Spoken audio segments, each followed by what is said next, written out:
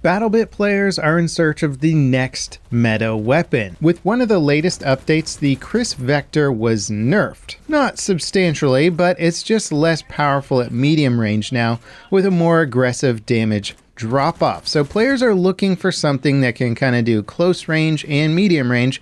Since BattleBit is such a huge game with lots of map variation, you can't always plan your engagement distances. And I was browsing the BattleBit Reddit when I came across this post here, basically claiming that the Groza is the new king. And BattleBit has so many weapons and fairly long progression trees for each weapon where you have to get several hundred kills to unlock the majority of attachments.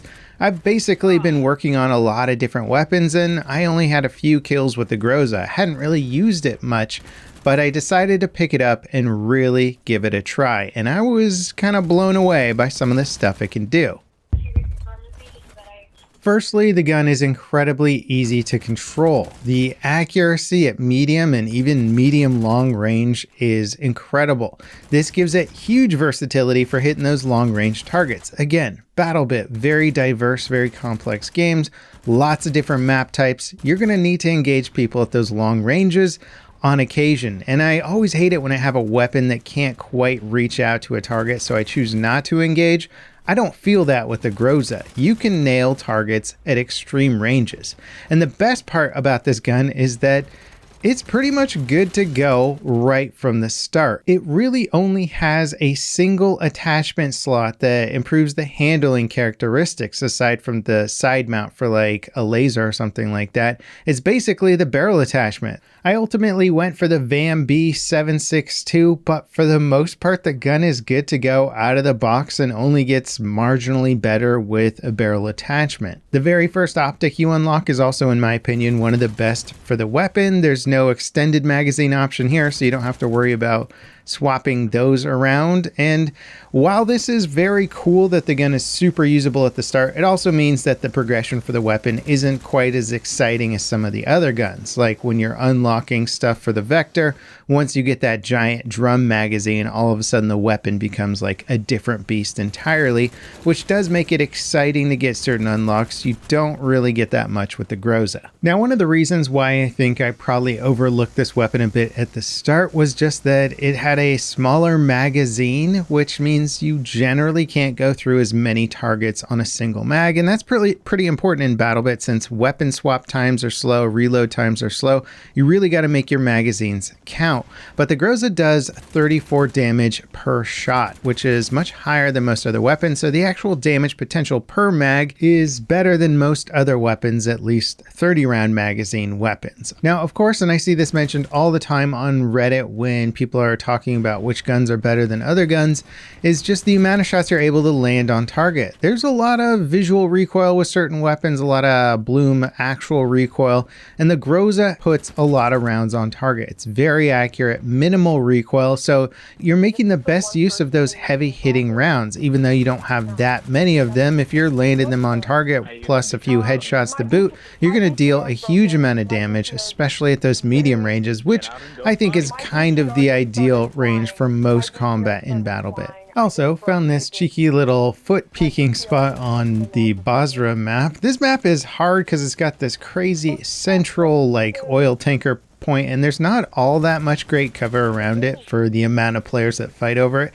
But I am finding like one really fun thing about BattleBit is sort of the Rainbow Six Siege situation where the more you play the maps, the more you learn the weird little angles and the fun flanking routes, and that allows you to stand out better among other players. Without question, BattleBit is a game that I find far more challenging than, say, Battlefield. I can control situations in Battlefield much better.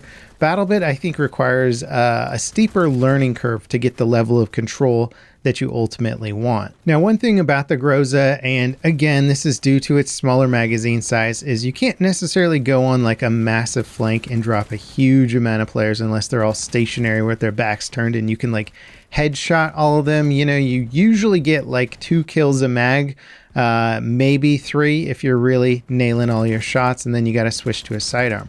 But again, the weapon swap times and the reload times are pretty slow, so it makes it tough to do that consistently. The Groza has like a 4.3 second reload, and you can't really do much about that. So sometimes you just got to take a breather in between engaging enemies and get a powerful sidearm, Glock 18 or one of the more powerful revolvers that can finish off another 1 to 2 players if possible. But you are going to be kill limited when compared to something like a belt-fed machine gun or even the Vector, which has a much bigger magazine for CQB combat. So again, if you know you're going to be doing nothing but like close quarter building fighting, you'll probably be better off with a specific SMG like the Vector, or even a light machine gun that can just keep putting rounds down range.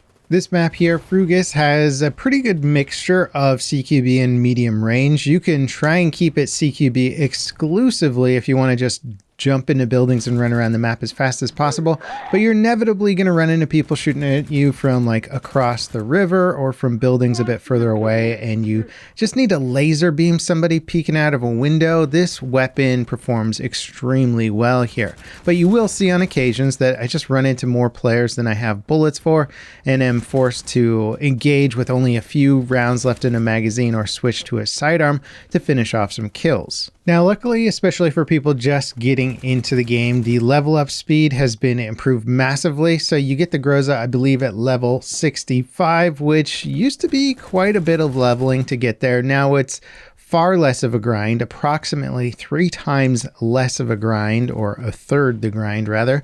But if you don't have the Groza yet, there's still really powerful SMGs like the MP7 that you get right at the start of the game that are going to be fantastic for any of these CQB situations. Now, one of the coolest new things about the 2.0 update that changed so much stuff with the game is the new map, or rather I should say updated map, Wine Paradise. I pretty much only play on the maximum server size because it's just fun. You get the craziest all-out warfare feeling from that. But Wine Paradise wasn't set up for the larger game modes, and it's been expanded for that and is now honestly one of my favorite maps. And the Groza performs really well here too, since there's so many medium and even medium long range combat situations that the Groza can hold up in. There's honestly not a ton of fully automatic weapons that can put down such accurate fire at such long range in this game without a ton of attachments, and the Groza can do that right out of the bag. So it's honestly one of my favorite weapons specifically for this map. Also, I think just in general, Wine Paradise is quickly becoming one of my top map choices. It's just got like a lot of good visual cover in it and a lot of decent cover too for both city fights and sort of in between cities. There's a lot of forest and nature stuff around them, and I just find it works really well. There's a lot of variety for the firefights in this map. Now, overall, the Groza for me gets like a solid 8 or 9 out of 10 in terms of overall weapon rating. It's just a solid pick that you don't really have to do much to. You got to rank up a bit before you can use it, but it's so easy to use. Some other weapons that I think can beat this on just general versatility usually require a lot more unlocks and maybe even a bit more recoil control to get similar performance. And the Groza's just, it's powerful in almost every single situation. There's very few situations where I'm like upset that I brought a Groza into combat. So it's just a solid pick all around. Can't really go wrong with it, other than if you hate the look of the gun. I know it's not for everybody. But other than that, I hope you guys enjoyed this deeper dive into the Groza and the gameplay surrounding the Groza in BattleBit. Let me know if you are enjoying this type of format video for BattleBit and if you want more of them in the future. And next up, check out the XP guide for BattleBit. It's a real deep dive into every single way to get XP in the game, and I've been updating the little spreadsheet that comes with that video, so anyone who checks out that spreadsheet will be totally up to date with how to gain points in BattleBit. As always, guys, thanks for watching, and I'll catch you next time. This is Level Cap signing off.